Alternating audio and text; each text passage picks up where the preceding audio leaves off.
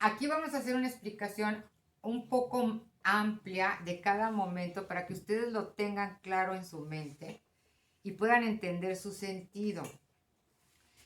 El proceso que vimos en la diapositiva anterior, en la cápsula 2, es este. Y es un proceso que cada momento no es que sea uno primero y otro después. Sí hay un orden, pero siempre se van a estar enlazando y enlazando. Y una vez que estamos haciendo la evaluación, la evaluación, podemos iniciar y a lo mejor tenemos que volver a hacer otro análisis, o a lo mejor tenemos que pasar a fijar otras metas, etcétera. Entonces, es un proceso que es iterativo, es de ida y vuelta con el contexto para poderlo ir reformando.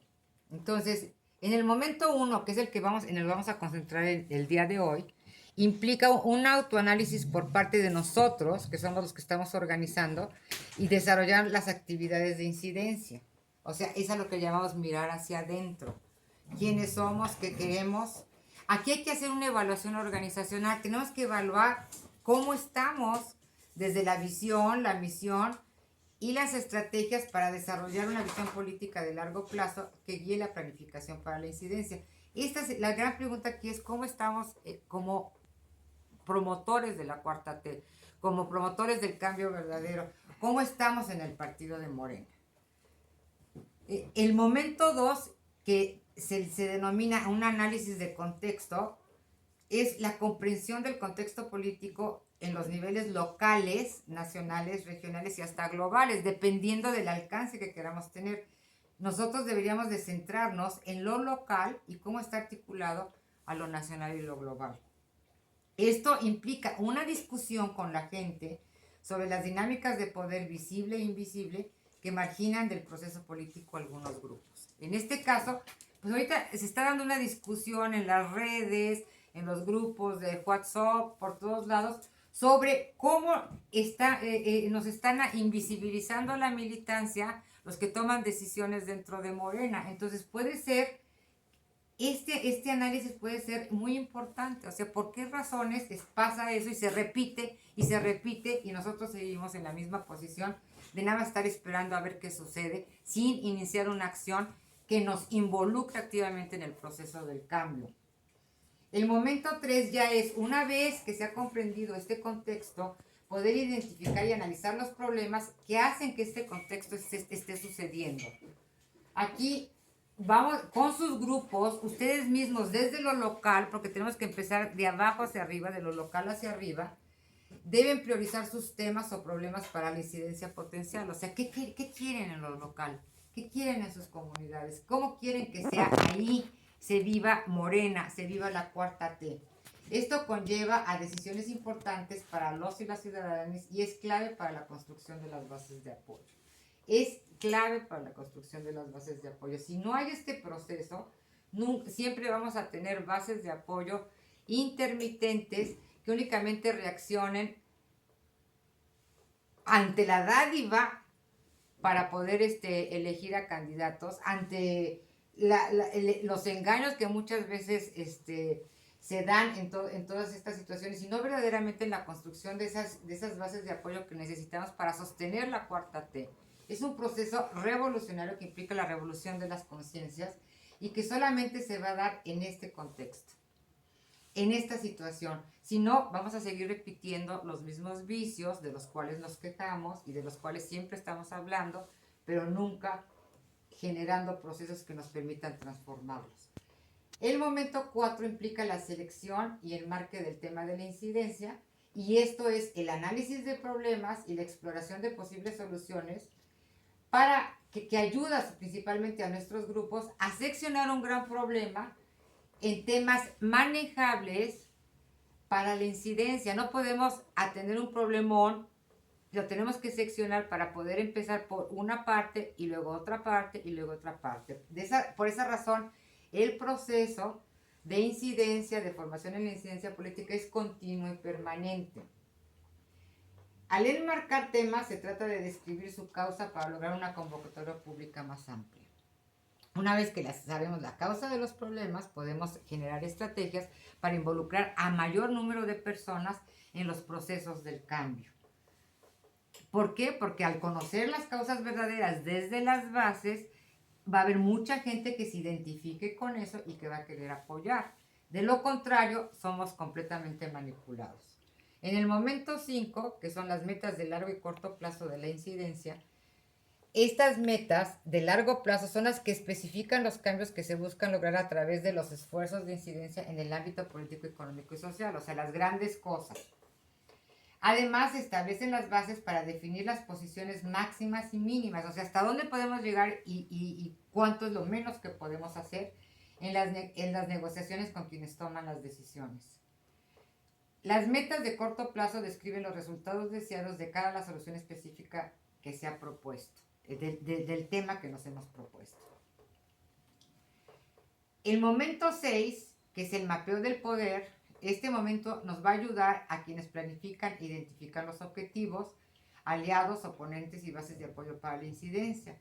Examina los intereses de las personas involucradas, sus posiciones y conflictos.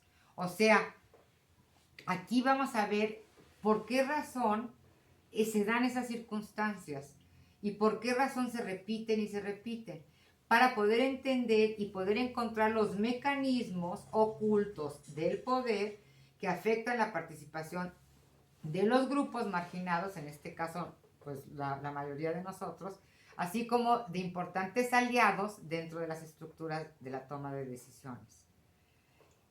Este momento es muy importante porque nos hace darnos cuenta de cómo la historia que hemos vivido de manipulación, de dominio, de subyugación, nos hace repetir eso e incluso nos hace querer, cuando llegamos a tener poder, repetir eso mismo, porque es lo único que hemos aprendido y no nos hemos dado cuenta de lo contrario.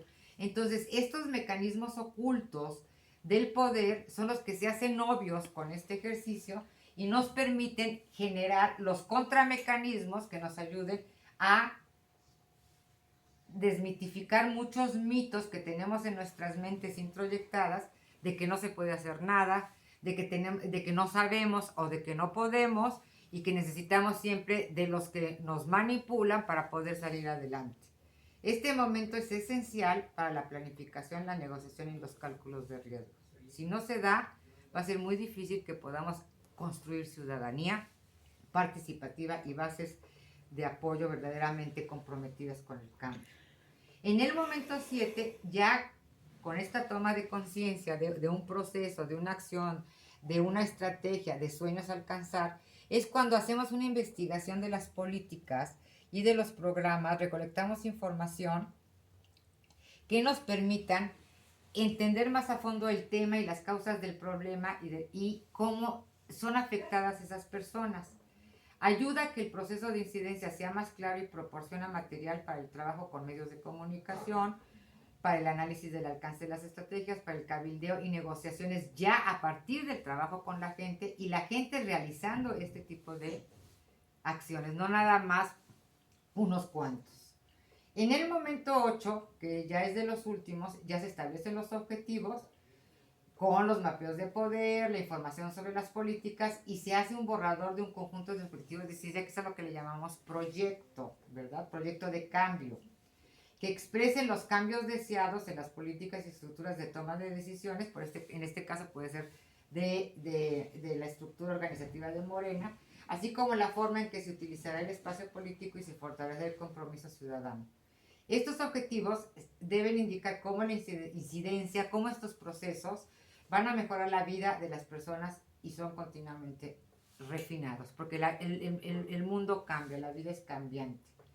En el momento 9, ya es cuando definimos en base a todo lo anterior las actividades y las acciones tácticas e implementación de los procesos. Y nos ayudan los objetivos a definir las estrategias de acción. La naturaleza del ambiente político, de los oponentes y los objetivos servirán de insumos para definir posteriormente las tácticas a seguir con los medios, las negociaciones, las bases de apoyo, etc. En el último momento, que no es el último, sino que es un momento de evaluación que se da en todos los momentos, se van midiendo los avances y ajustando las acciones. y esto ayuda a asegurar que la incidencia responda a las oportunidades políticas y que esté acorde a las prioridades organizacionales.